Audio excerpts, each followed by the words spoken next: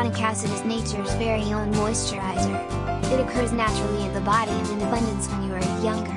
However, the quantity of hyaluronic acid in our body decreases as we age.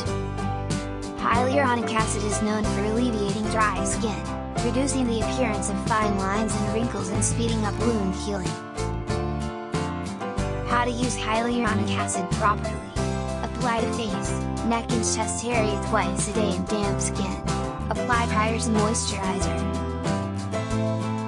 Benefits of using hyaluronic acid. Skin hydration, keeps your skin moisturized and radiant. Anti-wrinkle properties, due to its capacity to retain large amounts of water, skin stays moisturized and helps to prevent the development of wrinkles, and fills in already present wrinkles to reduce their appearance.